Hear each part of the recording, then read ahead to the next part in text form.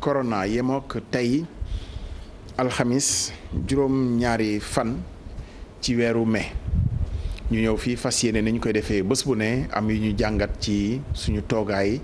ci jamono joo xam ne ni feebar bi mu ngi fi wax dëgg fa yàlla mu ngi fiy bëgg a yàgg ndax ëpp na ñaari weer léegi te feebar bi musul dellu ginnaaw bi mu duggee ci biir réew mi ak léegi saay bu ñu xëyee dañu gis ni ñi doomu jàngoro ji dugg mu ngi gën a bari li ñuy wax nag nit booy bëreek moom ci léewtoo bi moom mooy avancé boo moytul moo lay songu daan gi nag moom fii lañu ko yaakaaree ndax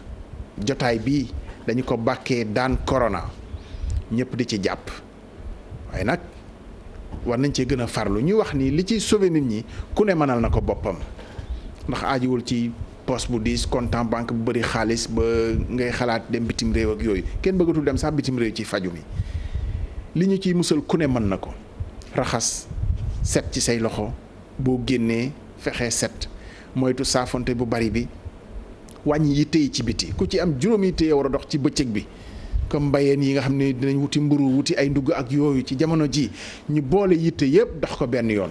mu sotti ñu delluwaat ci kër gi guddi gi moom wax nañu ni yitte amatul te couvre-feu bi gis ngeen ko yokk nañ ko ba le 2 juin ci lu ñu jàppagum tey waa Kër Docteur def nañu situation bi nga xamante ni nii moom la ministère de la santé di def saa su ne wax fan la feebar bi toll bi mu duggee ci biir réew mi ak léegi testeeti nañu ay nit lu bari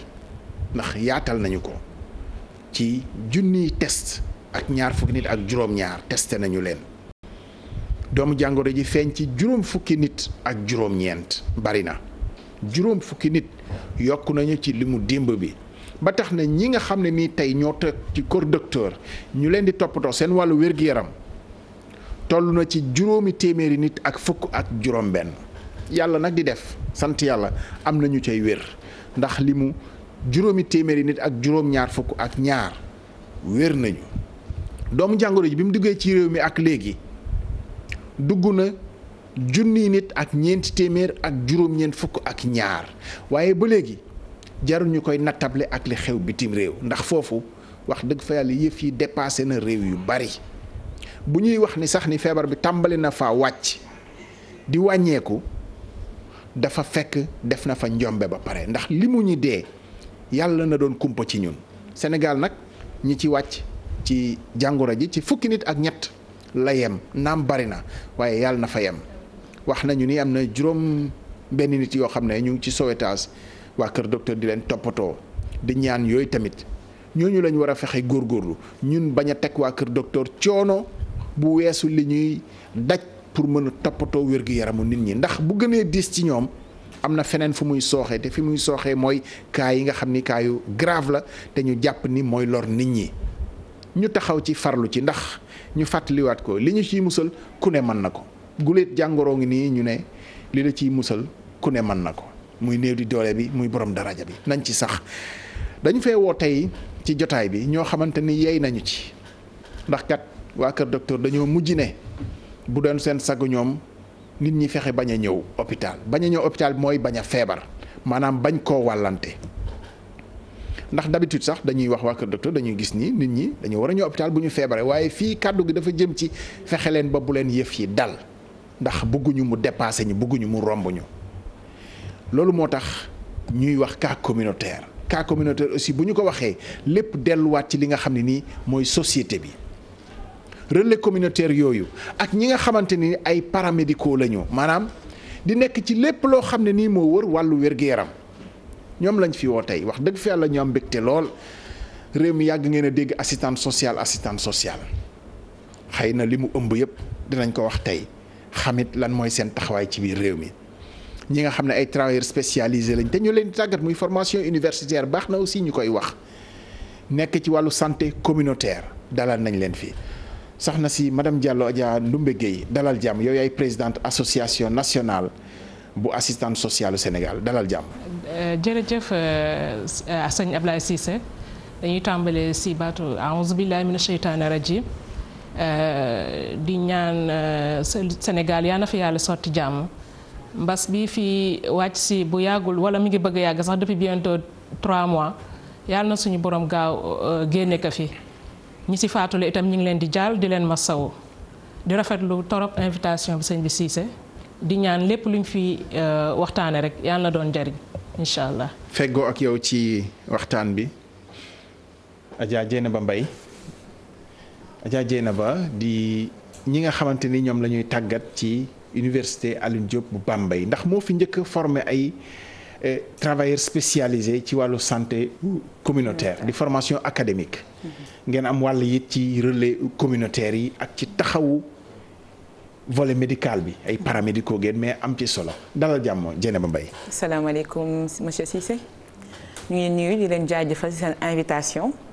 di remercier ñi ñuy seetaan ñëpp. di wax ne que comme ni nga ko waxee Dieynaba Mbaye bu université Alioune Diop de Bambey la ñu génnee di diplômé en santé communautaire ñu ñuy woowee travailleur spécialisé en santé communautaire léegi nag actuellement nekk ci lutte contre corona bi di mastawu ñi ci génn àdduna ñëpp te di mastawu ñu ci ñu mu jot a wàll te di ñaan yàlla ñëpp wér ak jéego yu nekk teg fu mu toll nii ci lutte contre corona bi suñu jéego yooyu mën a egg ba maladie bi dellu ginnaaw bu baax. laaj bi dama koy teg ci digg bi bu may bëgg sax ma tirage ko ku ciy njëkk a wax lan ngeen dégg ci waxu waa kër docteur yi bi ñu demee ba ne xeex bi ci société bi la ñu koy gagné ku nekk ci yéen lan la yaakaar ni moo ci wàllam madame Diallo. ok Cissé dama naan sax yow macha allah danga may fekk ci sama position parce que pour résumer un peu. sama toogaay fii dëgg la c'est au nom de l'association nationale des assistantes sociales du Sénégal mais dinaa wax ni itam je suis la coordonnatrice des associations des travailleurs sociaux du Sénégal lu waral loolu chaque mi-mars dañ daan fêter journée mondiale du travail social au Sénégal ren jii ñu dox ko ni sër que ba à la dernière minute lañ ñu wax ni y a une mesure restrictive boo xamante ni rassemblement dañ koy bañ. waaw le 2 la fi feebar bi dugg le 2 mars. waaw ay le 10 yooyu mesure bi génn comme quoi rassemblement attroupement yooyu dañ koy tere. léegi ñun en tant que travailleurs sociaux ñu ni lii itam war nañ si indi suñu wàllu si combat bi ñu daal di changer suñu ay méthodologie suñu panel yeeg yëpp ñu ne nañu wax approche sociale bi ci biir xeex bi parce que boobu ba tey approche sanitaire yi la ñuy gis ñu di si yëngu vraiment ñu def si ay jéego yu bari itam médecins yi nelawatuñu guddi nelawatuñu bëccëg à côté des infirmiers des sages-femmes le personnel médical en gros. ñu daal tëral suñu yeneen panel yoo xamante ni dañu bëggoon invité benn épidémiologiste mu wax ci affaire bi invité suñu benn naataango travail social en la personne de Saliou Diagne bii liggéey COUD pour mu wax itam travail social en situation de crise naka la war intervenir ñu amoon ci ay matuwaay yu mat mais ba tey bala 15 mars affaire bi ñu toog di si discuter naka lañ koy tëralee mais gisuñu si bunt parce que rassemblement ba tey état bu génnee wax dara da nga ko war a jàppale si boobu doxalin ñu ne ñun dañuy adhérer si position état boobu ñu daal di def benn réunion restreinte ne lundi naka ne le 16 dañuy dem songi waa ministère de la santé ñu comme amuñu xaalis amuñu woon itam lu ñu leen dimbalee ñu proposer leen suñu njàppale si xeex boobu en tant qu'acteurs sociaux. le 16 mars itam def nañu boobu taxawaay. bu ngeen di proposer wu dispositif bi. waaw da ngeen cee bokkul amoo leen ci woon place gisoo leen ci woon seen bopp ci bi muy tàmbali. déedéet Cissé assistants sociaux ak travailleurs sociaux parce que collectif bi ëmb na médiateurs familiaux ëmb na conseiller en travail social am na travailleurs sociaux spécialisés am na éducateurs sociaux spécialisés pour ma tënk rek. du question ne gisuñu suñu bopp parce que biir administration bi sax y a nos membres des professionnels qui sont dans tous les ministères yi amul travailleurs sociaux bëriwul de si privé bi si ONG yi mais dañu jàppandi personnel médical bi affaire bi mi ngi koy bëgg ji ëpp doole dès le 16 mars constat boobu lañu def ñu ni naam suñu ay collègues ñu ngi ci structure sanitaire yi parce que centre de traitement yi ñoom elles sont dedans elles participent dans la prise en charge psychosociale des malades et de leurs membres de leurs membres de famille mais ñun ñoo taxawaay boobu ne volontaire du ci mënta ñàkk ñu proposé ministère santé ni am nañu nangami volontaire bu ñu soxlaa en appoint ñi ngi nii à leur disposition SOSACIA la ñu direction action sociale recevoir depuis lors am na ay activités yu ñu mën ak ñoom mais du caaginu nekk ñu ci biir ñi ngi ci biir parce que suñu ay membres ñi ngi ministère santé ñi ngi forces armées ñi ngi éducation nationale ministère boo laa rek am na travailleurs sociaux ci biir mais dafa doyul lim gi dafa doyul ensuite affaire bi promptitude la laajoon. dinañ ñëw léegi rëggantaan ci parce que du mbiri nombre rek. bu doon nombre la ñu jëlee ay volontaires. ne volontaires yi mën ngeen ci jàpp parce que dañ lay am lu leen tàggat muy xam-xam. boo xam ne mën ngeen ko ci yokk. Dieynaba ban dégg-dégg ngeen am ci waa Kër Docteur lu ñu ne xeex bi ci société bi la ñu koy gañee ak lu ngeen yaakaar ni yéen mën ngeen ko ci indi ci taxawu ma fàttali ni da ngeen taxawal sax yéen seen comité riposte Covid 19 seen association bi nga xam ne moo ëmb diplômé yi en santé communautaire yi génnee ci école boobu ci université boobu moo wax sànq. Effectivement comme ni nga ko waxee Abdoulaye association nationale des diplômés en santé communautaire bu coronavirus duggee Sénégal dañoo jël ñu def benn projet riposte Covid 19 boo xam te ne man maa nekk coordonnatrice bi. ci kaw bu ñu nee projet bi dañ koy tàmbali ñun ci saa si on a été opérationnel ñun xaaruñu message ou appel lu dara dañoo envoyé directement les MCR dañoo yàgg liggéey ak ñoom ak MCD yi ay courrier ne leen am na nangami volontaire. MCR mooy médecin chef de région. ak MCD médecin chef de district. ñoo leen am na nangami volontaire bu dëkk sa gox boobu bëgg liggéey ci biir district bi ànd ak yow xeex corona ca corona bu mu duggee Sénégal noonu lañ ko tàmbaliwee.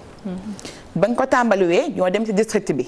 ñu ne district bi yow loo teg yow comme lan nga teg comme planification pour xeex corona. ñun tamit ñu ne ko am nañ lii lañ leen indil ñu ànd ak district nag boobu ba tey mois de mars laa lay wax de ñu ngi liggéey ak district yépp ñu jóge ci district bi ñu dem au niveau du SNEPS ñu ne ko ñun yow am nga sa service téléopérateur ñun dañ lay appuyer indil la ay volontaires ñu def fa 16 volontaires yu appuyer le service de ñoo xam ne ñoom ñoo fa nekk pour orienter nit ñi képp kuy woote ci bépp xeetu maladie ak li corona suñu diplômé santé communautaire yi ñi ngi fa suñu diplômé yi ñii am nañ master ñu leen di woowee conseiller en santé communautaire ñii am nañ licence ñu leen di woowee travailleur spécialisé en santé communautaire boobu ba tey nag ñun dispositif yi ba ñu ñëwee ñu dañoo xamoon ne xeex bi xeex communautaire la ñun dès le départ yoon il faut l'engagement communautaire dem nañ ba suñu fiche technique bi ñu yónnee MCR bu nekk dañ laa yónnee courrier defal la lu lañ mën que mën nañ la planifier mën nañoo coordonner activité mën nañ mettre en place une dynamique communautaire waaye boobu dafa fekk ne xeex bi dañ ko axé woon sur la crise sanitaire. ñu nag ci bopp ñu ànd ak MC au niveau des districts postes de santé yi ñu ànd ak ñoom dans le cadre de l'évaluation épidémiologie suivi des cas contacts. suivi des données. suñu volontaires yaa ngi fa boobu ba tey depuis mois de mars jàpp naa ne lim bi war na egg 200 volontaires. dans 13 régions du Sénégal à peu près si on n'est pas à 38 districts. ñu ngi ci 39 districts boobu tey ñu ngi liggéey depuis le début de lutte bi waaye jamono ji indi nañ orientation comme ni nga ko waxee que dañoo indi benn nouvelle orientation ci lutte bi dañoo bëgg ñu orienter lutte bi comme ni ko ministre waxee fan yi ñun boobu balaa mu koy wax sax ñun tàmbali nañ ko indi suñu orientation sur l'engagement communautaire développer une dynamique communautaire loolu dañ koo tàmbali balaa ministre di ko wax balaa docteur yi di ko wax ñun dañ koo tàmbali ci ay gox-goxaat fii Sénégal. loolu Dieynaba bëgg naa ñu dugg ci parce que bëgguma mu ñu nit ñi déggee ci rek ni ñëw nañu ñu ngi ciy jàpp mu doon xeexu nombre. parce que wax naa ko sànq bu doon nombre la xëy na ñu jëlee ay volontaires wala ñu jëli waa service civique ak yooyu. li leen ci dugal xam-xam la. parce que dañ leen ci tàggat. ba ma nee dañuy dugg ci dynamique communautaire bi. man li ma bëgg a xam mooy nan lañ koy defee lan mooy. solo yi dugg ci dynamique communautaire boobu lan ngeen di def concrètement parce que bi ngeen ci duggee ba léegi yëf yi reculé wul bu ngeen ci duggee yëf yaa ngi avancé rek man fi mu toll nii dama bëgg soxla fii ñu ñëw nañu jéego yi lañ def ba affaire yaa ngi reculé. léegi dama lay leeral. xam nga santé communautaire bi ñu koy wax benn branche de santé publique branche santé publique boo xam ne nii dafay ñëw pour améliorer la santé des populations. avec la participation communautaire. loolu la ñu mën a tënk ci santé communautaire te santé communautaire ma nga jógee ci conférence Alma-Ata 1976. conférence boobu mu jógee. Sénégal dafa bokkoon si ñuy signé convention bi. boobu ba tey santé communautaire ñun approche santé léegi comme ne dañ ko démarré au niveau Sénégal depuis boobu ñu ngi koy doxal. loolu moo indi taxawal université Bambey ci formation santé communautaire loolu moo taxawal ñu signé décret santé communautaire xam ne signé nañ ko en 2018 14/30 ba ñu mën noo intégrer fonction publique. ñun boobu tamit ci xeex boobu noonu ñu indi. district bu nekk ñu ne ku dem na nga fexe yow na nga développer l'engagement communautaire comment la ñuy développer l'engagement communautaire. tey boo demee ci benn gox ma jël soo bëggee sama jël exemple précis bu la leeral. am nañ nga jël exemple Nord Foire. am na benn cité bu tudd Diamalaye 3 cité ba am na chef de quartier délégué de quartier ma nga fa am na bàjjanu gox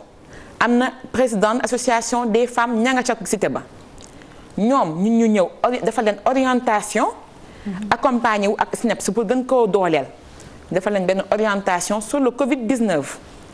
bañ defee orientation ba pare ñoom ñu identifier les facteurs favorisants yi fay indi doomu jàngoro bi ñu ne leen léegi yéen xam ngeen ne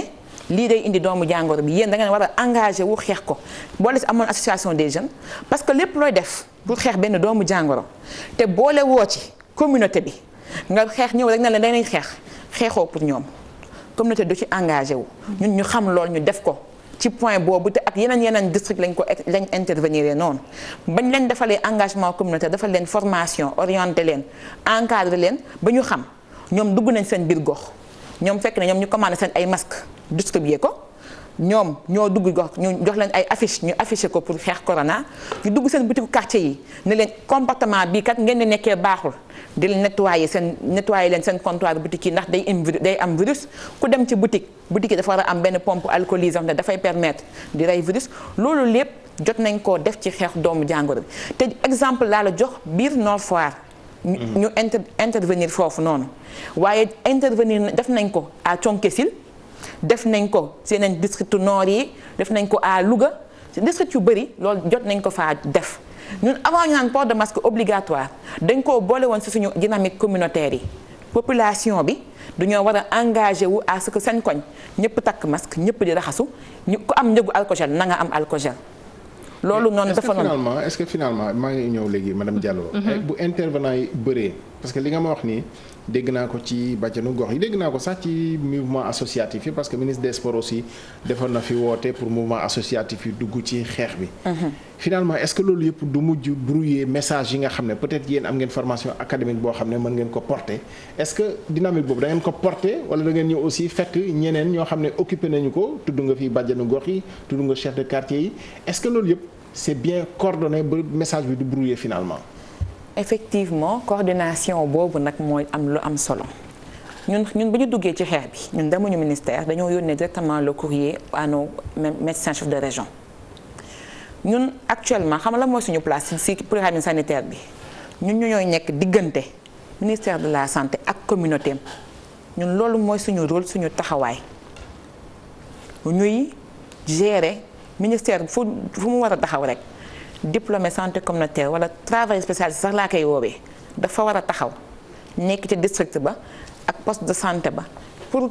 nekk waxante mooy nekk naan point focal ba bay waxanteek ministère waxanteel communauté bi parce que bàjjanu gox tous les ASC dañ lañu woowee ASC parce que cellule santé communautaire sax am na léegi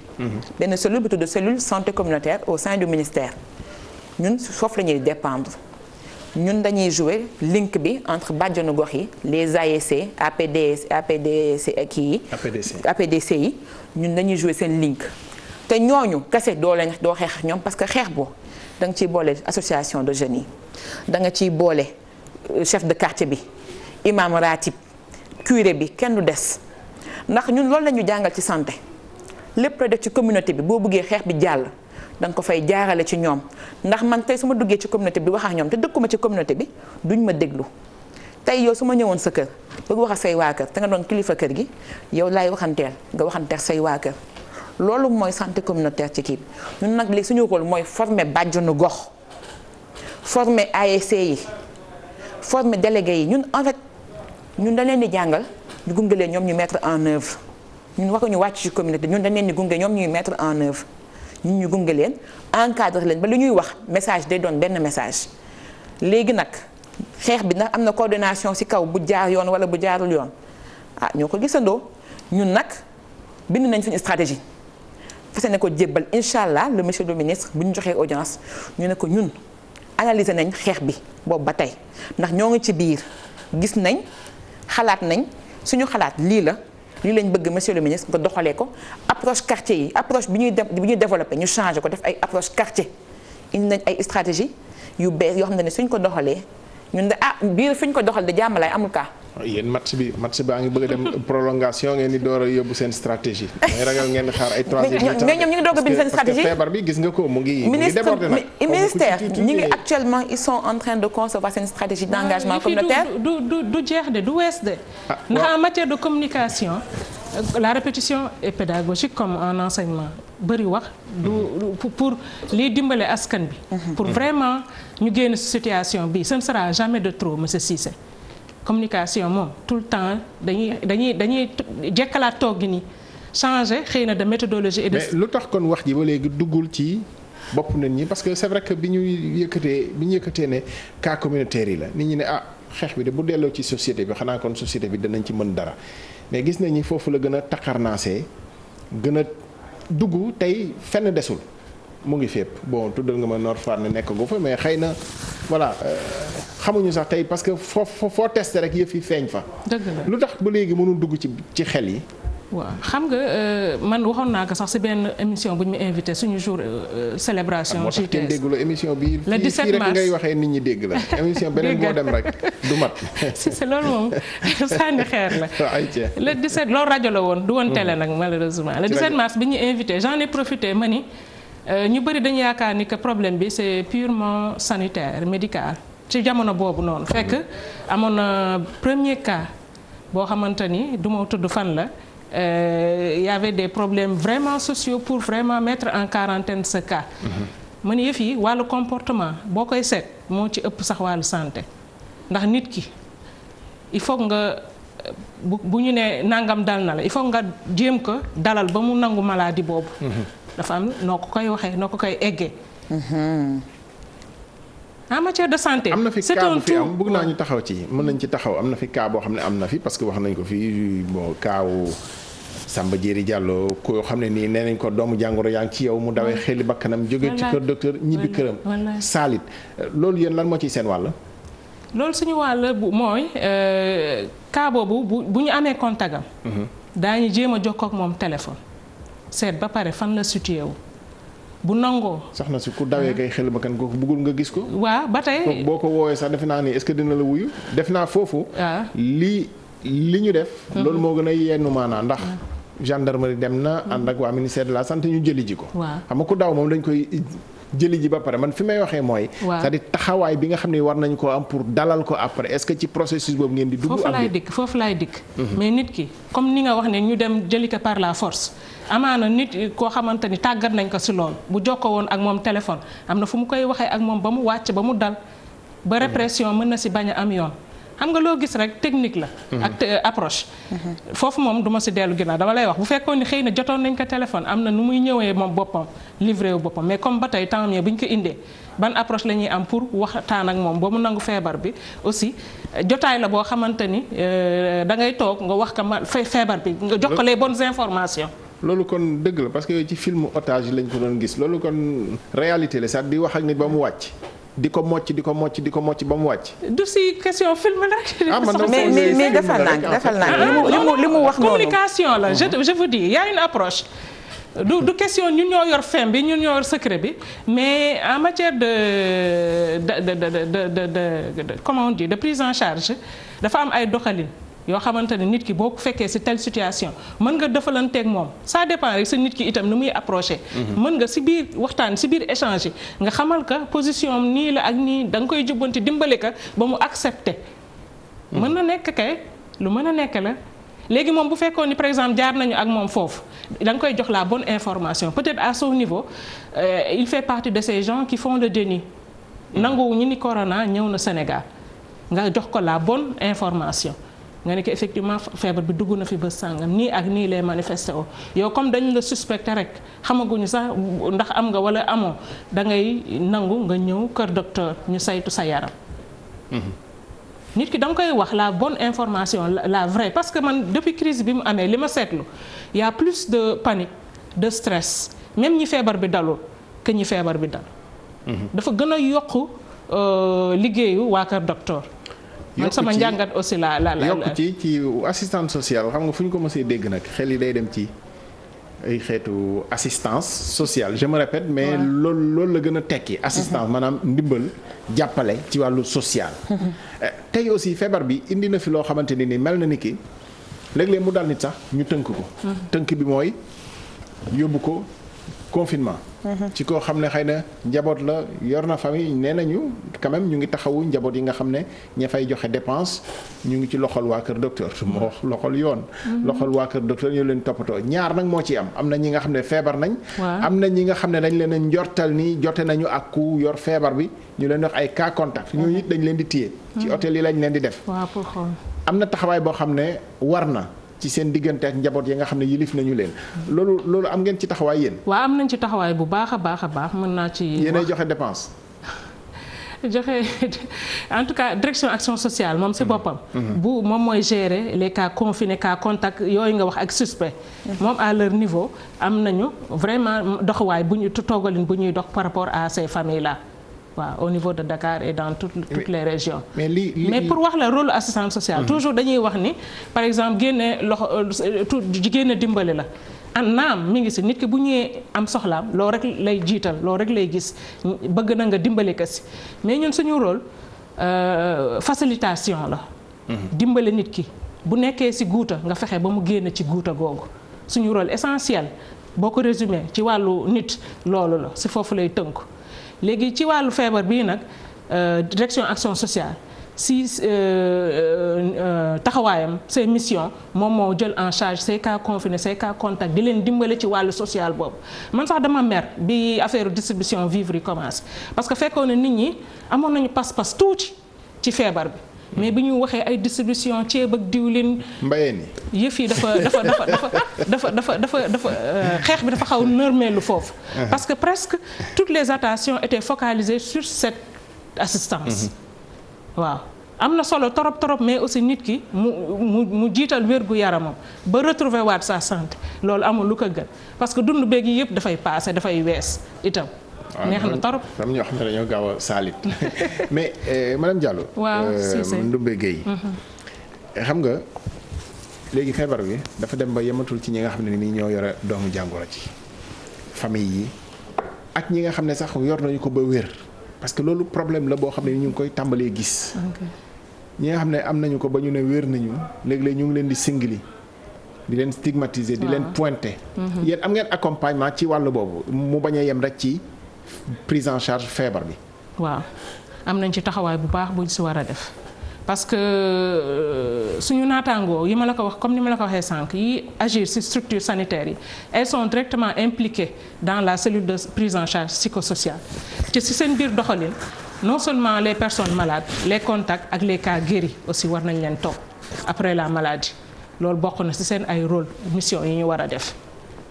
loolu moom prévoir nañ ko ci bu baax a baax mais ñii sampee xef problème stigmatisation bi ñun en tant que volontaire aussi suñ benn doyen bu baax am na benn document bu mu tënk bu yàggul mu duñu ci proposer la riposte la stratégie à conduire par rapport à cela ñi ngi ciy gëstu bu baax en interne en tant qu'association pour seet bu baax lu ngeen ci xelleegum li ci xelleegum mooy war nañu mën dem auprès de ces gens-là ñu échanger ak ñoom si ñu delloo si waat seen xel xam ne lii rek temps la rek luy jàll après ñu wax ak aussi seen askan foofu ñu dëkk fi nga xamante dañ leen sampee xef aussi war nañu am ñu ciblé dem ba si ñoom aussi pour jouer ce rôle de médiation ba arrondir les angles relations yi mel na mu meloon aussi parce que corona ñaan nañu daal vraiment mu jàll après nit ñi dañuy continuer dund seen dund waaw harmonie boobu amoon war na mën continuer incha allah. Dieynaba Mbaye comité riposte bu travailleurs spécialisés yi nga xam ne ñoo nekk santé communautaire ci déggin bi ci wàllu riposte bi bu weesoo li nga fi détaillé ci jox nañu masque maye nañu lii accompagner nañu ministère bi c'est-à-dire que xam nga xeex bi mu déplacé wu ba ñu ne communautaire léegi ci communauté bi la dellu yëf yaa ngi avancé est-ce que am nga ay recommandations tey pour orientation bi nga xam ne jël nañu ko ne nañu xeex ak moom ci biir société bi ci yan ponk lañ ko war a teg c'est-à-dire que recommandation yi ci lan lañ war a teg orientation bu bees bi ci lan la war a wékku. effectivement orientation bu ngay wax. noonu à part mburu meeg yooyu ah. non lu weesu mburu yi xam nga mburu mi sax pour xeex ko maanaam boulangerie boo ko bëggee xeex doo ko xeex c'est-à-dire que da nga leen di impliqué ci lutte bi ñoom ñëpp donc depuis bi ñu leen impliqué yaakaar naa ne. gis nañ ci léegi coppite ci yenn boulangerie yi. waaye orientation yi c'est-à-dire que implication bu ñu impliqué woon xam nga ba ñuy distribuer ceeb bi lan laay wax chaque jour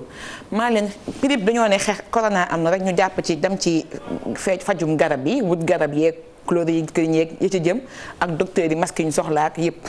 ñu pare ñu ne ceeb beeg diwlin beeg dundal nit ñi. mais dañoo bàyyi prévention c'est-à-dire que toute communauté boo gis da nga koy xamal. dëkkal ci nopp bi mu xam. fekk ko ci këram xamlal ko. nga mën ko nag ne ko léegi feebar baa ngi nii yaa ngi nii comment veux-tu ñu noo bëggee xeexee doomu jàngoro bi te booy dugg ca kër gox ba dafa amoon communauté communale yu ñu tegoon dirigé par les maires pour distribution riz yi man ñun fu mu toll nii loolu lañ gis ne que fa lañ war a jaaraat ndax sax bind nañ ko ne ko dañoo war a utiliser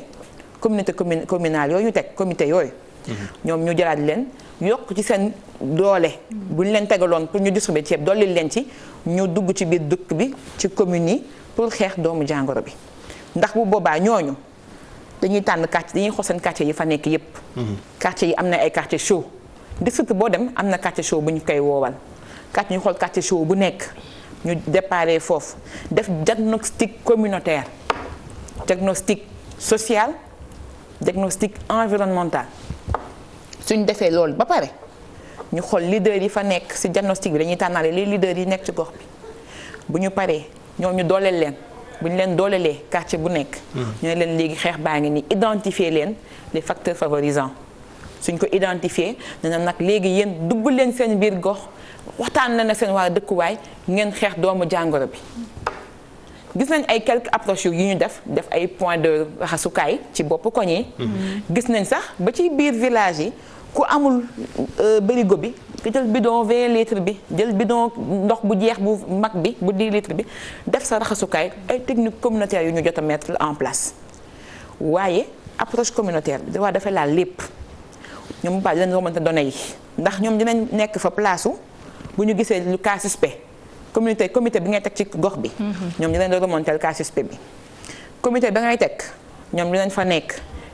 comportement bu nekkul jaaduwul yoon dinañ ko alerter. te boobaa ñoom dañuy remonter données yi au niveau district wala au niveau poste de santé bu ñu bokk bu ñu remonter poste de santé bi ICP bi ñu dépendre bi ñuy liggéeyandool ICP bi remonter données bi niveau district données yi di dem. te bu boobaa day tax ICP bi day liggéeyam day wàññeeku. ICP infirmier chef de poste. ICP bi dafay am ku ko jox lii xew ci biir quartier bi parce que léegi faj rek dootul nga ñëw jox nit ki ay garab.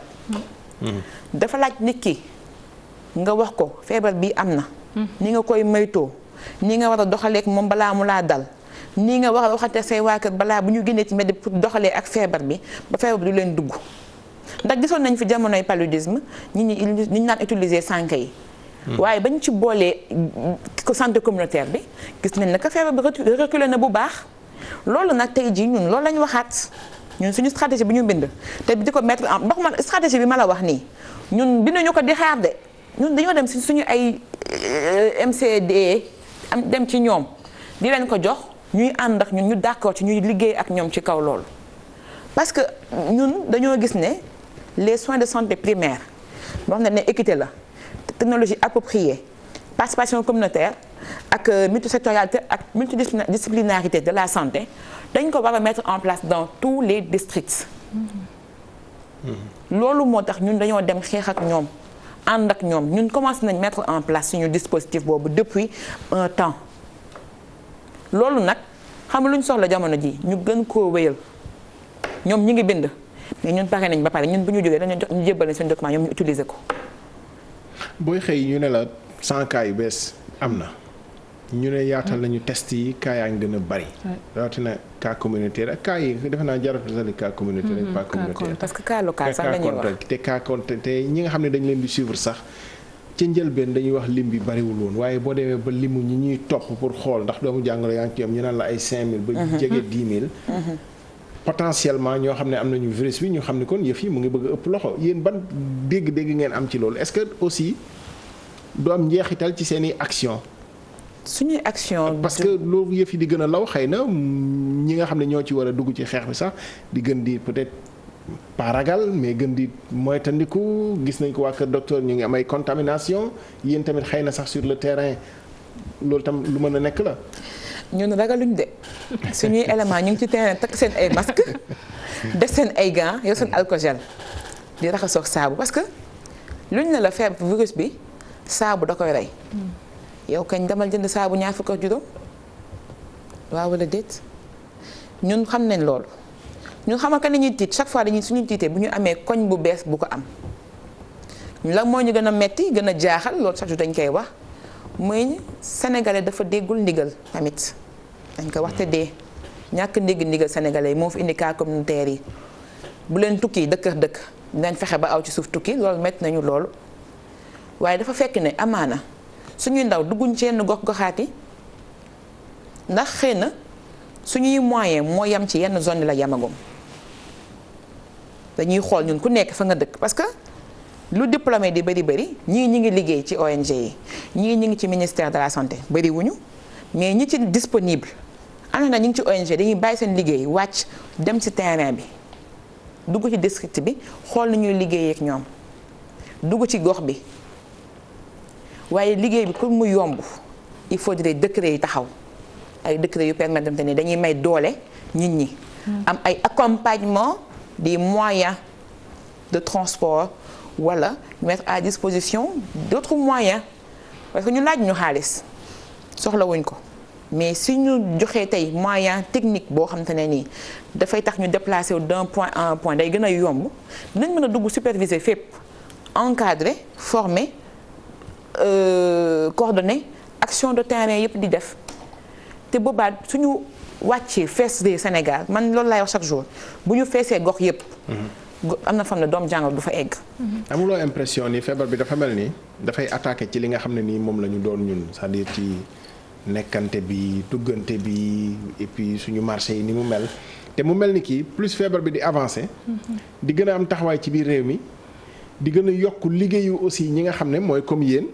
parce que tey sa liggéey mën naa yaatu ba dem taxawu ñi nga xam ne ñoo nekk ci marché yi te seen activité tënku tey te nga xam ne war nañ leen a taxaw sinon feebar bi continuer di law. effectivement pour marché yi ñun beneen cas spécial la jot dañoo def ñoom ñu nekk ci yenn district yi dem ci marché yi ñu nekk dem taxaw wax fa ci doomu jàngoro bi xamal waxanteel parce que marché ba dem am na njiit. waxanteel waa marché bi. ne leen feebar bi yéen a ko mën a xeex boo leen xaaree kër docteur yéen feebar bi dafay law yéen a mën a taxaw. am benn comportement boo leen di doxalee changé ko ba feebar bi dellu ginnaaw ci kaw loolu nag ngay wax noonu boo ko jëfeewee population doo ñëw wax ko benn yoon mu déggal la da ngay répété. communication télé xam nga télé bi chaque jour ñu wax corona yéen TFM ba lutte bi tàmbalee boobu ba tey chaque jour boo leen xëyee ci coronavirus ngeen di yendu subaax ngoon. ko bëgg a daan rek yàkkamti koo daan rek. bëgg koo mais ñëpp bëgg dellu seen activité. mais dugal ci xelu sénégalais wala dugal ci xelu communauté. dara du lu yomb doo ñëw rek wax ko tey mu jëfee tey di nga ci boole sëriñam bu tey bu sëriñ ñëpp jógoon ni damaa lu tax bu doon yàgg ngeen fii nekk ci circuit bi ak yooyu c'est-à-dire liggéey bi nga xam ne moom ma ngeen jógee tey di ko def presque pour xamale seen activité lu teree depuis bi ngeen fii nekk à toutes les deux d'ailleurs tey bu ngeen jógee di war a xamale seen activité ça veut dire que am na lu fonctionné wul waroon na mën a huiler de telle sorte que bu ñu leen soxlaa ci lu mel nii rek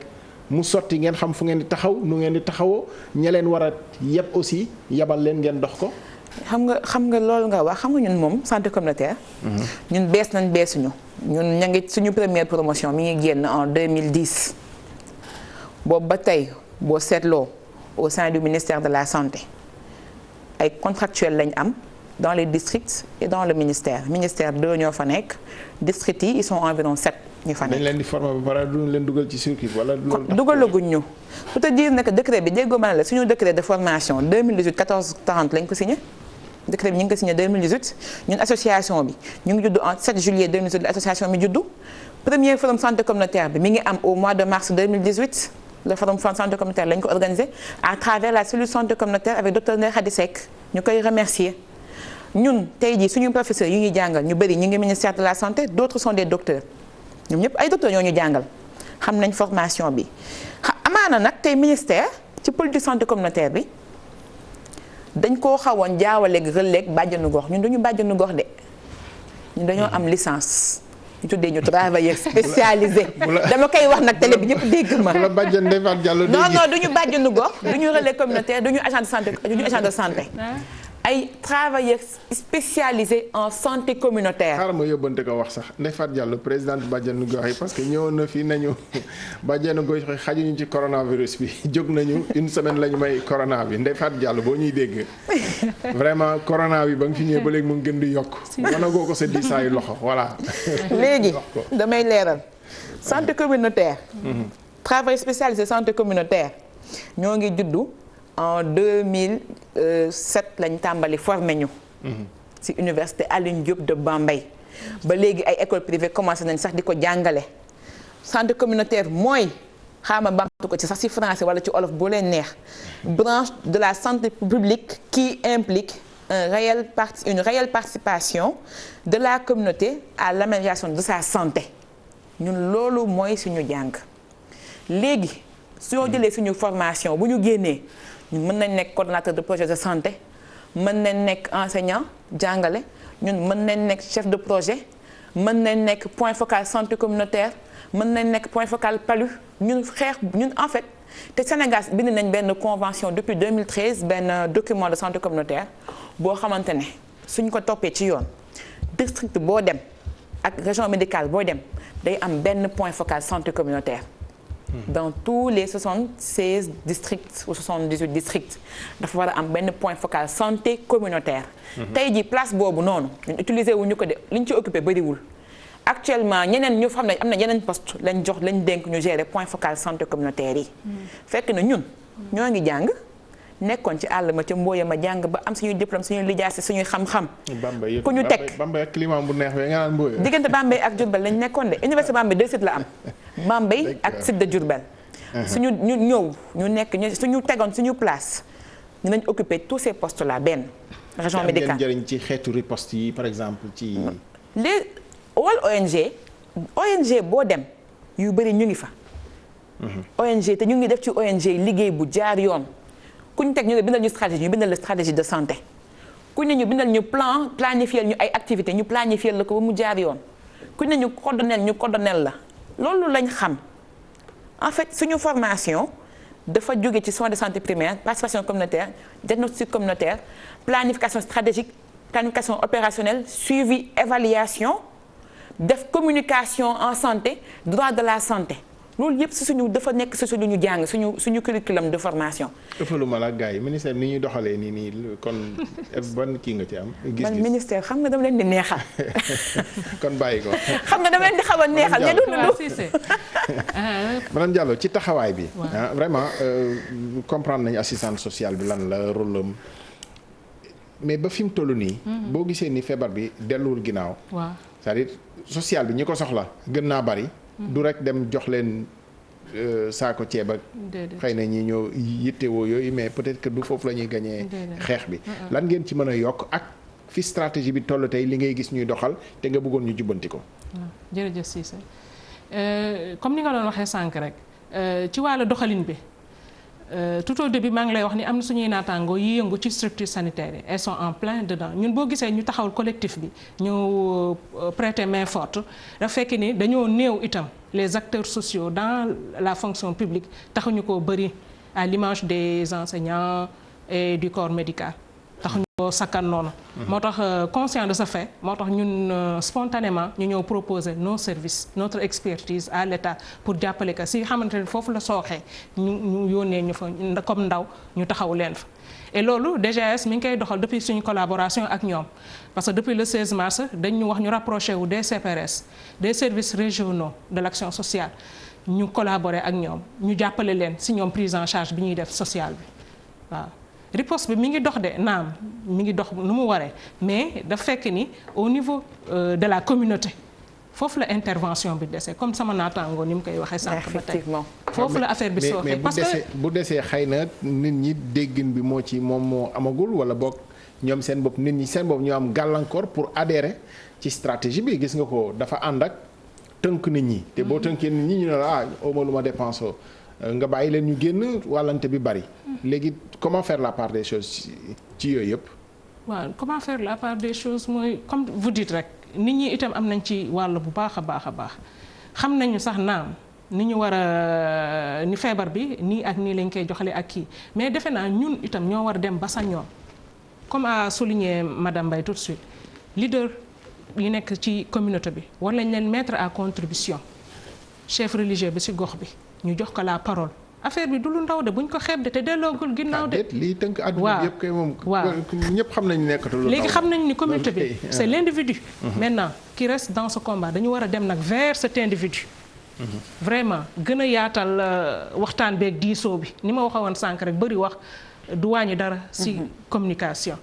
il faut nga dem nit ki ci niveau bi mu toll nga échanger ak moom. effectivement waaw. man dama siy profiter sax pour faire le plaidoyer des CPS duñu ay syndicalistes gars. mais fi mu nekk nii barab yi sooxe na manqué na personnel ñi ngi wax ay reprise des cours au niveau des lycées dalul xel parce que service médical la sax la benn parent doon souligner keroog sur vos plateaux. mais man je dis service médico-social. y a de ces lycées ba ñu gëjee am assistance sociale monsieur Cissé kenn xamul ban jamono la. yàgg na. fii nag il est temps. pour que état bi autorité yi gëstuwaat ce qu'est l'action sociale. bi ñu génnee assistance sociale yi ci école yi fu ñu leen dugal wala c'est-à-dire lañ doon def ku koy def. déedéet suñu ñi fa jotoon nekk en fonction bu ñu demee retraite kenn remplacé wu ñu leen. actuellement liñ ci formé matal na pour ñu dugalaat leen ci structure yi. ci bu dee école ak feneen ak feneen. tous les 3 ans benn promotion génn kay au niveau de l'ENTSS présentement mooy jël en charge fonction formation assistance sociale yi. mais ci wàll bi nga xamante ne nii nit ñi wax nañu xaw nañ ko aborder sànq ci saalit bi rawatina ci ñi nga xam ne nii feebar bi dugg na leen mais ñu leen di joxoñ am na accompagnement boo xamante ni moom moo war a am nit ñi buñ delloo ci quartier yi waxuma sax ñu génn rek ñu dem ñu bàyyi leen ñu dem mais dellu si quartier yi gis nañu kaawu moolu Mbour defe naa. pendant 14 jours ñu téye leen ba bi ñu leen di bàyyee aussi ba bàyyin bi sax peut-être rafetul je pense. loolu à refaire. je pense que duñ ko defee noonu ndax bañ leen di jël si nañ leen ci ay oto yu kii mais bañ leen di delloo bàyyi leen di dugg ay car dem nit ñi di leen xool loolu liggéey assistante sociale la wala. waaw am nañ ci rôle bu ñu ci mën jooy damay ñëwaat sax si façon bi ñu daan jëlee nit ñi parce que tout au début dégg naa ay gyrophare ak yenn heures yi mais léegi amatul changé nañu si sutura dañuy bàyyi ba couvre-feu bi xam ñu ñëw waaye nag boo ko yëgee contact bi boo ko yëgee 10 heures boo bëggee xaar 20 heures tamit soxna si. waaw loolu dëgg la li nga ciy bañ mujj cee am de. waaw moom kay nañu def bu ñu xamee jëli rek moo fi sës. dëgg la mais ñu ngi gën a wàññi mën na ànd ak sutura. waaw ñu ngi wàññi quand même siiwalaate bu metti boobu. instant yi am na rôle bu baax travailleurs sociaux yi sax en général bu baax bu ñuy jouer ci yooyu. ma nee naa la sànq bi nit ki boo koy informer déjà rek ci maladie bi am na taxawaay bu dul personnel de santé bi sax bu travailleur social war a mën a jouer. cellule d'écoute boobu loolu mooy rôle am ci biir hôpital. mais fi mu nekk nii tembe sagam personnel médical la affaire yi ëpp doole massement personnel social ndax bëriwuñu itam ci hôpitaux yi taxuñu koo takku noonu. loolu mooy problème bi. mais stigmatisation bi nee naa la dañ ci bind nii bu yàggul suñu doyen je remercie au passage Dieynaba Sène Fall moom moo taxawal sax ANASEN moo ñu proposé benn plan de boo xamante ni ci wàllu samp xef bi stigmatisation bi kese lay yëngu. ñun ñoo toogagul ñu saytu ko xool naka lañ koy dérouler mais moom proposé nañu vraiment. naka la ñu war a aborder cas yooyu ak naka la ñuy dimbalee les familles qui sont impliquées dans ça. mais xam nga li nga doon wax maa ngi ñëw lay Dieynaba dafa mel ni day xaw a rejoindre aussi cellule psychosociale bi nga xam ne am na ci ministère bi. waaw ministère de la santé docteur Abou Sy moo ko jiite. maa ngi koy wax parce que. ñëw na fii aussi c'est-à-dire dafa mel ni aussi dafa am bëri affaire yu bëri yoo xam ne. vraiment ça se recoupe. te loolu finalement est-ce que loolu mooy problème mu système bi. c'est-à-dire bari ñoo xam ne presque ils font la même chose. wala ñu bokkee li ñuy def ba finalement dañuy tibbantey tànk ka en quelque sorte. loolu kay du sax suñu rôle ñun fi mu nekk nii ñu ngi sant yàlla alhamdulilah kenn ku ne mën naa la wax ci poste bi ngay yëngu am nga bu dul ministère ñun ñoo porté wu volontaire si vous me comprenez depuis le début loolu laay défendre ñun ñoo porté wu volontaire former un collectif doon célébrer nangam loolu mujjul sotti ñu ne nañu jàppale état bi si suñu taxawaay si Covid bi. ci kii bi yaatal nañu leen pour ngeen mën a am tuuti place. waaw dinañu wax ni yaatal nañu parce que yow partagé na ak yow activités yi ñu jot a defagum sur le terrain ñun suñu cible dans un premier temps bi ñuy intervenir on appelle ça les groupes vulnérables on a ciblé les femmes yi soq ak yi fóot fee Médina bi ñu amee suñu première dotation produit kit d'hygiène ñoom la ñu xalaat ñun en tant que travailleurs sociaux ñu ne ñi kenn booleegu leen si comme kii bi nañ dem ba si ñoom te nit ñi dañ leen di solliciter si jamono yooyu ay service mën nga fa forer maladie bi sans pour autant ñu dem ba si ñoom expliquer leen def sensibilisation de terrain boobu jox leen produit d'hygiène yi bi ñu amaatee beneen dotation bu direction action sociale pour vous dire que boole nañ ñu ci xeex bi dans la mesure où dafa génne note sax circulaire buy wane ni elle nous invite à rejoindre le comité national de gestion de l'épidémie en plus des personnels qui sont sur le terrain. Dieynaba waaw Dieynaba Mbaye ci wàllu structure yi nga xam ne bari na mu mel ni ça se recoupe APDC yi ñu ngi fi bàjjenu gox boo du ngeen bàjjenu gox wax nga ko sànq mais presque rôle yi souvent day similaire de trop surtout bu ñu wàccee ba ci structure de base yi vraiment ci collectivité bi naka la ñuy def ba yëpp efficace mais bañ a doxante sur les plates-bandes des unes et des autres en réalité quoi parce que souvent aussi activités yooyu jigéen ñee koy gën a bàjjenu gox yi ñu ngi wax sax lu tax amul nijaayu gox par exemple parce que du jigéen rek a ko war a def. am na ay relais communautaires yu góor. waaw moo ci relais communautaire yi am na mais bàjjenu gox yi moom. gisuma nijaayu gox bàjjenu gox yi bi ñu leen di mettre en place c'était par rapport santé mère enfant la leen tegoon en place ñëpp xam nañ lool. léegi en fait amul liggéey bu ñuy kiiwal. affaire bi chaîne la sur le terrain yéen yaakaaroo leen ni am na ay chevauchement ak yeneen yoo xam ne nii moo fi nekk tey peut-être mu xaw leen a xatal suñu place c'est au niveau intermédiaire paramédical nous on médecin bu toogee fajoo leen ay paramédicaux la dañuy toog ak médecin décliner moom mu wax ñu maladie parce que ñun dañuy jàng maladie yi suñu à l'université bu ñu ko jàngee ba pare Covid bi moom jàngu leen. Covid moom bokk ci li ñu jàng xam naa dinañ ko dugal ci formation bi léegi bu ñu jàngee maladie yi ñun dañuy xool lan mooy aar feebar bi lan mooy indi feebar bi méthode li koy indi ñu xool prévention bi ñun ñu pare ñu dem ci communauté bi suñu demee ci communauté bi ñu xool les champions de la communauté champion bàjjenu gox fa la nekk parce que bàjjenu gox bu ne tànn dañuy xool jigéen bu ne ci gox bi gën faa am kàddu ñu koy déglu ca lay tànn relais communautaire bi ci champion communautaire la bokk ci leader bi la bokk le délégué de quartier champion la ñoom ñëpp ku ne da ngaa am kàddu am na ne bàjjenu gox du fa egg délégué de quartier wala leader imam bi moo fay egg léegi bu dee loolu suñ ko tegee en place ñun est-ce que suñu rôle mooy lan ñun c'est de leur aider à faire le diagnostic social et comportemental donc ñun amuñu chevauchement ak ñoom xam nga ñun tey jii dem nañ ba bu ñuy mettre en place moom lu muy wax stigmatisation des cas contacts ou bien des cas traités positifs ou bien des cas contacts yoo xam ne ils sont négatifs bu ñu leen di delloo. ñun ci formation dañ ko ciy boole lu ñu def suñu dispositif bi parce que ñun dañoo ne ñuy def benn dispositif cellule de veille comme CEVAC yu ñu fi defoon à l'époque avec benn organisation au niveau de Diourbel ñu dañu fiy mettre benn cellule de veille et de suivi pour la réponse Covid-19 ñu def ko ci quartier bu nekk cellule de veille et de suivi boobu noonu moom moo fay toog. su paree su amee kenn ku ñu yóbbu woon faj yóbbu ko confiné ko quelques fan ñoom ñu dem accompagner gox bi ce qui fait boobaa travailleur social day ñëw pour ñëw jàngal bàjjenu gox bi nan la war a waxee ak ke ñu yóbbu woon confinement parce que souvent travailleur social bi moom bu waxee duñ ko dégg amaana bàjjenu gox bi relais communautaire bi ak délégué de quartier bi mun na wax loo xam ne ni moom su ko waxee kenn du ko dégg moom bu leen formé nag ne leen waxin bi ñi ngeen war a waxee ni ngeen war a jëfee ni ngeen war a taxawee ñoom buñ mokkalee lu ñu leen jàngal ñun tamit ñu jàngalee ne leen nii ngeen war a xeexee feebar bi nii ngeen war a moytoo feebar bi tànn leen ci xool leen seen biir gox lu fa mën a indi facteur favorisant buy indi doomu jàngoro bi bañ ko waxtaanee ba juboo ba ñoom ñëpp ñu dugal inculquer leen seen biir bopp ba mu dugg seen nopp yi ñu xam ko bu baax nag parce que c'est pas dañuy ñëw rek former pour former dañ lay encadrer accompagner suivre la ñun bu ñu defee loolu ba pare toppale di leen suivre ñuy dérouler ñuy évaluer suñu dérouler ñuy évaluer di leen suivre di évaluer lépp lu ci sooxe ñuy gis ne lii kat dañ ko war a améliorer dañ ko ciy dolli ñun duñu leen chevaucher ñoom ñu dem sur le terrain. ñooy wàcc ci population bi ñooy waxanteel communauté bi parce que damay wax ba tey xeex bi xeexu communauté bi la. nañ def quartier bu nekk ñu am benn cellule de veille et de suivi. ñu ko daan woowee am na sévac yu ñu def quartier bu nekk loolu su fa amee tey jii. ñu def ay VAD sécurisés plus des VAD sécurisés on va ñu repérer. VAD mooy lan visite à domicile. donc ñun xam nga ne. xam nga ñu def ay visite à domicile. seeti si waxtaan visite à domicile woon dafay sécuriser de telle sorte que. soo ñëwee da ngay takk masque. justement est-ce que si ces xeeti stratégie aussi amul loo xam ne nii feebar bi dafa wane limite sa visite à domicile tey man boo bëggoon ñëw visiter ma à domicile ma ne la ah. mais visite à domicile sécurisé laa la wax de. Abdoulaye Cissé bul tapet da ngay am masque ma takk masque. utiliser alcogel ñu respecte distance sociale bi te 2 membres ci famille bi laay waxanteel su ma ñëwee boobaa. bu déggee ñu ne xam nga ngay visiter à domicile bu dee toog na këram est-ce que jar na nga koy yokkalati dara parce que nee nañ toog leen seen kër. bu toogee këram est-ce que jarati na nga koy visiter ji. raison de plus dina dem boutique. dina dem marché kenn mënu toog sa kër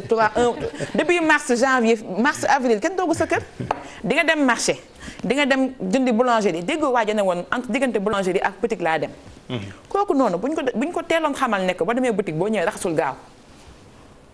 te xam nga mën nga dégg télé mais jëfewu ko. mais suñu ko waxoon ñu woon fekk ko ci këram ne ko même naam yaa ngi toog sa biir kër soo génnee.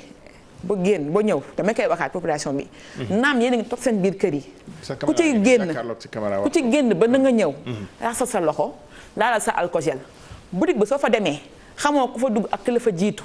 maytul nga laal comptoir boutique bi échange yi ngay def soo ñëwee xamoo ndax comptoir bi am na ku fa bàyyi doomu jàngoro corona bi wala ku ko fa bàyyiwul loolu signe la sonnerie buntu kër gi sax. bu amee dañ ko war di ko fomp ak eau de ndox ak omo ak eau de javel nettoyer ko. loolu yëpp facteur favorisant virus bi la. mbalit bi ngay jox ci koñ bi bu dee pôle mbalit bi dafa ñëw boo duggee gaaw a raxas pôle mbalit bi raxas sa loxo gaaw ndax kii for mbalit bi sax mu tamit facteur favorisant indi médical feebar bi la kooku dafa war a yor alcogel yor gant saa yu paree fomp dispositif yi daf ñu en fait comportement yi te xam ñun lan la ñuy wax santé communautaire communication pour un changement de comportement wax yeete boo xam ne dafay tax nit ki soppali doxalin. ñun loolu dañ koo bëgg gën koo fégal jàngal ko bàjjanu gox yi ñu gën cee taxawaat jàngal ko relais communautaire jàngal ko délégué de quartier bi wax imam bi ci koñ bi parce que imaamu jàkka yi ku ci noddu tey jii war nga ba noddee ba pare ne sama waa gox yi topp sama ginnaaw ma la daan jiite comme julli si woo leen di leen raxas seen loxo ba leen demee boutique boo leen demee boulangerie mooy leen respecté distance sociale bi bu leen nangu kenn jege leen day leen soriantoo marché boo duggee ci boutique bi na nga takk masque te bul nangu ngeen fekkan def ci boutique bi dee leen xaarante par benn boo duggee ci supermarché yi jaay ay lekk dee leen xaarante si biti bu leen fees supermarché ndax doomu jàng day wàlle loolu yëpp boo ko jàngalee imam bi mu koy wax jàngale ko curé bi te curé yi léegi ñoom ñëpp am nañ groupe WhatsApp xam nga Sénégal moom léegi tout le monde est dans les groupes man doomu jàngal bi mu tàmbalee groupe WhatsApp yëpp laa dugg ne leen duggaay leen seeti wante bi ngente bu amee ñàkk mañ dem rek ngeen dem maanaam ñetti kilifa dem tudd xale bi ñëwaat toog dëj yi ku mën a jaale ji par WhatsApp jaale leen par WhatsApp te toog seen biir kër loolu noonu dañ koy inclure ci suñu curricula de forme d'orientation avec les responsables les champions communautaires. Parce que on a fait le diagnostic social et comportemental de la population dañ ko jot a def te biñ ko defee loolu mooy tax ñun ñu xam lan lañ war a soppi li ma lay wax ni si le diagnostic bi la bokk de dañ koo remarqué. bu ñu demee ci quartier populaire yi Kër Massar tey exemple depuis ñu tëj marché bi ñaata Kër Massar ñaata cas la am. Kër Massar ils sont restés à 6 cas. à sauf que ba ñu leen depuis seen premier 6 cas yi. Kër Massar gëj na am cas de. gëj naa leen dégg ñu am cas. tey 2 jours yi 2-3 semaines bi j'ai pas suivi les données. mais gisuma leen ci données cas yi moom dañuy jàpp rek ni. non non Sénégal la dëgg la dëgg la mais dama bëgg ñu jël exemple dafa am ay gox y a des gox shampoing non non il faudrait que ñu tamit les leaders communautaires et les gox shampoing dafa am ay gox ñu ne gox shampoing dañ ko war a tuddee gox ne seen comportement dañ koo changé ba tax ne ñu changé ba ñu changé seen doxalin changé seen comportement tax na feebar bi reculé na seen gox loolu dafa jar ñu koy souligner bi ngay wax fii ba naan bàjjenu gox dañ leen di jàngal maa ngi imaginer bàjjen Ndeye Fatou Diallo fa mu toog xam naa ne mu ngi ne waaw gone gi moom mais bon on l'aime bien parce que alors dañuy jeexal ci engagement bi parce que aussi duñu fi quitté te jëloo leen engagement bi ci li nga xam ne ni mooy seen wàll ci xeex bi ak lu ngeen ci ban app ngeen joxe seen bopp. engagement communautaire bi. ban app ngeen. ñun joxewuñu date de léewtoo ak communautaire bi. ñun ñu ngi léewtoo ak ñoom xam nga lu ñu soxla ñun toll nii. ñu gën a ànd ak ñu jébbal leen ñu ànd ak ñoom et ñun dispositif bu ñu am suñu travail spécialisé yi ñu gën a fees gox yi. mais yaakaar ngeen ni quand même c'est en bonne voie les choses sont en bonne voie incha allahu rabbi suñu toppee stratégie yi ñu mettre en place bu ñu ko gënee fësal gën ko wasaare fépp. incha allahu rabbi feebar bi dina dellu ginnaaw parce que population ñoom ñëpp ñu ngi commencé tiit communauté bi ñoom ñu ngi koy commencé jël en compte bien que mauvais message yuy tax ñuy gën a naan non feebar bi am na. feebar bi dañu koy def business dañu koy defee lii ñi di ci que parce que lan rek moo ñu xaw a moo man sama appréciation laay joxe c'est personnel le fait que ñu jiitaloon joxe ceeb bi diwlin tax na nit ñi topp ñu feebar bi de ceeb bi diwlin lañ gën a topp. léegi nag comme changement am na. communication bi gën a changé dina tax feebar bi dellu ginnaaw yi. madame Diallo jeexal na temps bi nag 1 minute. waaw man si li may terminer mooy tout au début ou bien vous les journalistes am ngeen si wàll da ngeen samp micro yi trop le corps médical sanitaire alors que si suuf boobu ñun ñu ngi dérouler ba léegi sax ñu ngi dérouler xëy na léegi ngeen jël focus